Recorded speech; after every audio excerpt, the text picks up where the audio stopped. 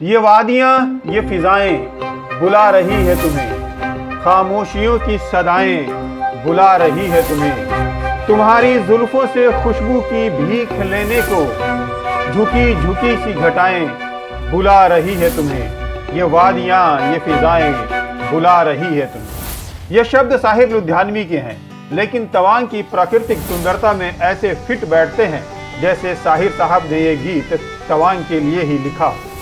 नमस्कार दोस्तों, देखो नॉर्थ ईस्ट में अरुणाचल प्रदेश के तवांग सीरीज का दूसरा एपिसोड आपके सामने है। दोस्तों, आज के इस वीडियो में हम बात करेंगे उन जगहों की जिसे देखने के लिए देश विदेश से सैलानी तवांग खिंचे चले आते हैं। उसमें सबसे पहला नाम आता है तवांग मठ का। तवांग मठ अरुणाचल प्रदेश के स्वर्ण रत्नों में से एक है, जिसे गोल्डन नामग्याल ल्हासे के नाम से भी जाना जाता है। तवांग मठ दुनिया का दूसरा सबसे बड़ा मठ है, जो बौद्ध धर्म को मानने वालों के लिए भारत के सबसे पवित्र स्थलों में से एक है।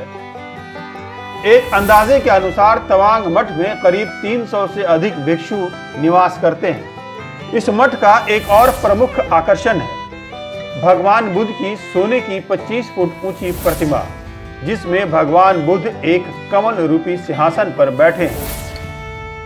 तवांग मठ अपनी 16वीं शताब्दी की वास्तुकला के लिए प्रसिद्ध है। इसके अलावा भी तवांग मठ में देखने के लिए बहुत सारी चीजें हैं, जिसके बारे में एक अलग से वीडियो बनाएंगे और आपको डिटेल्स में बताएंगे। दूसरा नाम है सेला पास का। सेला पास बहुत ही ऊंचाई वाला एक पर्वतीय दर्रा है, जो तवांग का प्रवेश द्वार है। ये दर्रा समुद्र तल से 13,700 फीट की ऊंचाई पर स्थित है और तवांग शहर से लगभग 67 किलोमीटर दूरी पर है। सेला दर्रा से होकर ही आप तवांग में दाखिल हो सकते हैं। दर्रे के उबड़ खाबड़ और बिहड़ इलाके में शायद ही कोई वनस्पति देखने को मिलती है। यहाँ सड़कों के दोनों किनारों पर साल भर ज्यादातर समय बर्फ जमी रहती है। सड़कों की दोनों ओर खड़ी काले पत्थरों की चोटियां अद्भुत दृश्य पेश करती हैं। यहाँ पहाड़ी ढलानों पर मौजूद छिटपुट हरियाली में कुछ याकों को चरते हुए देखने में बड़ा आनंद आता है। दर्रे के आसपास के क्षेत्रों में 100 से अधिक छोटी बड़ी झीलें हैं और दर्रे के सबसे ऊपर दर्शनीय सेला झील है। यहाँ से गुजरने वाले सैलानी यहाँ बिना रुके और तस्वीरें लिए आगे नहीं बढ़ते हैं। अपनी ऊंचाई के कारण ये झील साल के अधिकांश समय जमी रहती है।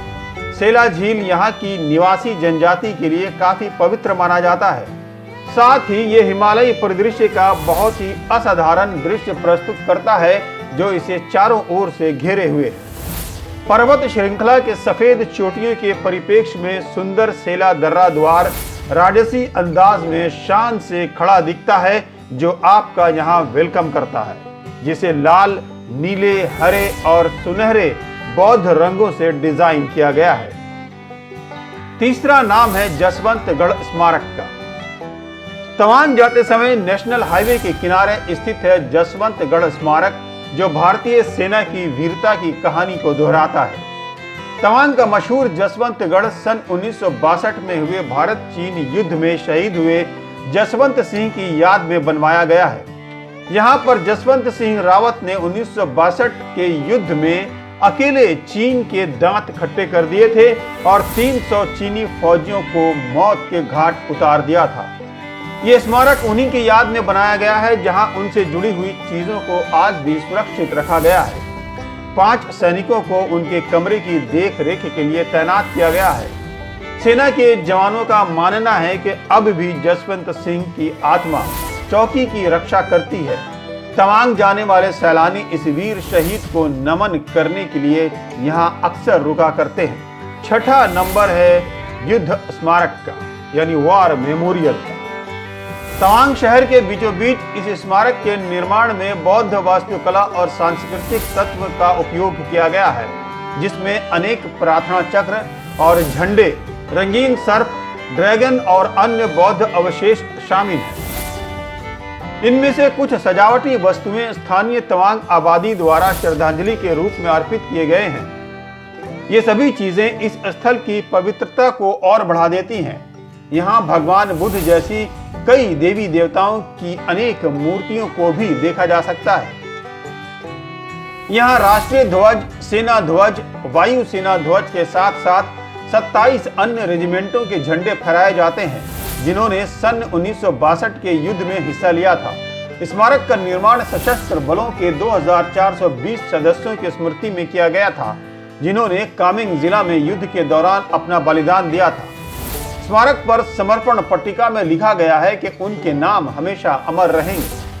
जहां लाइट और साउंड का एक शो होता है जो आपको युद्ध के दिनों में वापस ले जाता है। यहाँ पर कई सारे डिस्प्ले हैं जिनमें उन बीहड़ इलाकों और सीमावर्ती क्षेत्रों के मानचित्र देखने को मिलते हैं जहां अधिकांश लड़ाइयां लड़ी गई थी। 5वें नंबर पर आता है बुमला पास। बुमला पास लगभग 15,000 फीट की ऊंचाई पर स्थित है। यहाँ लगभग सालों भर बर्फ जमी रहती है। यहाँ से तिब्बती पठारों की सुंदरता देखती ही बनती है। इस दर्रा की ओर जाने वाली सड़क के दोनों ओर 1962 की भारत चीन युद्ध के दौरान भारतीय सेना द्वारा बनाए गए बंकर अब भी देखने को मिलेंगे। रास्ते की सुंदरता को और आकर्षक बना देते हैं रास्ते में पड़ने वाले प्राकृतिक झील। इन्हीं झीलों में एक झील माधुरी झील के नाम से मशहूर है, जो 16,500 फीट की ऊंचाई पर स्थित है। दरअसल वर्ष 1997 में शाहरुख खान और माधुरी दीक्षित की फिल्म कोयला की एक गाने की शूटिंग इसी झील के आसपास हुई थी, जिसके बाद से ये झील माधुरी झील के नाम से प्रसिद्ध हो गया है और बड़ी संख्या में यहाँ सैलानी आते हैं। इसलिए आप भी जब बुमला जाएं तो माधुरी झील के पास सेल्फी लेने के लिए जरूर रुकिएगा। बुमला दर्रा भारतीय सेना और चीन की पीपुल्स लिबरेशन आर्मी के बीच आधिकारिक तौर पर सहमत BPM यानी बॉर्डर पर्सनल मीटिंग के 4 सेंटरों में से एक सेंटर है। यहाँ कुछ खास अवसर पर सांस्कृतिक कार्यक्रम भी दोनों पक्षों द्वारा आयोजित किए जाते हैं, जिन्हें लोग बड़े चाव से देखते हैं।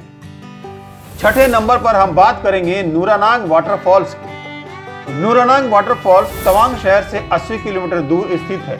नुरानांग वाटरफॉल्स देश के सबसे शानदार झरनों में से एक है। यह पानी की एक सुंदर सफेद चादर है जो लगभग 100 मीटर की ऊंचाई से गिरता है। नुरानांग फॉल्स लोकप्रिय पर्यटन स्थलों में से एक है। यहाँ सैलानी आते हैं तो कई घंटे गुजारे बिना वापस नहीं जाते। नुरानांग के बारे में एक दिलचस्प बात यह है कि इसे एक स्थानीय महिला नूरा के नाम से जाना जाता है। बताया जाता है कि 1962 में इस महिला ने भारत चीन युद्ध के वक्त फौज की खूब मदद की थी। 7वें नंबर पर है गोरीचेन चोटी। समुद्र तल से 21,300 फीट की ऊंचाई पर स्थित अरुणाचल प्रदेश की गोरीचेन चोटी सबसे ऊंची चोटी है। अपनी अधिक ऊंचाई के कारण ये सालों भर बर्फ से ढकी रहती है और यही कारण है कि ये कई अनुभवी पर्वतारोहियों और एडवेंचर पसंद ट्रैकर को अपनी ओर आकर्षित करती है। मुख्य शहर से 164 किलोमीटर की दूरी पर स्थित इस चोटी को स्थानीय भाषा में संगाफू के नाम से जाना जाता है, जिसका अर्थ होता है देव का राज। इस चोटी का बोमडिला और तवांग के बीच की सड़क से सबसे स्पष्ट दृश्य देखने को मिलता है। मोनपा जनजाति के लोग इस चोटी की पूजा करते हैं क्योंकि उनका मानना है कि ये उनके अस्तित्व के लिए महत्वपूर्ण है और ये उन्हें सभी अमंगलों से सुरक्षित रखती है। दोस्तों, यहाँ आपको बता दें कि तवांग जाने के लिए आपको इनर लाइन परमिट यानी ILP की जरूरत होगी, जिसे दिल्ली, गुवाहाटी या तेजपुर में अरुणाचल प्रदेश के रेजिडेंट कमिश्नर के कार्यालय से प्राप्त किया जा सकता है।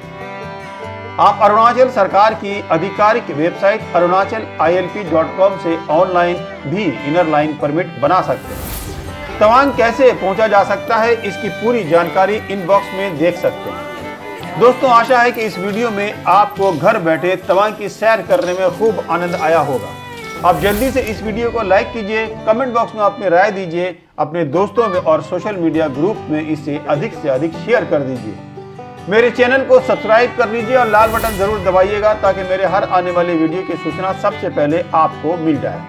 दोस्तों, आज के इस वीडियो में इतना ही, लेकिन देखो नॉर्थ ईस्ट के प्लेलिस्ट में जाकर नॉर्थ ईस्ट के और भी रोमांचक वीडियोस देखते रहिए। अगले वीडियो में फिर मिलेंगे और जानेंगे तवांग में रहने वाले मोनपा जनजाति के बारे में। तब तक के लिए नमस्कार।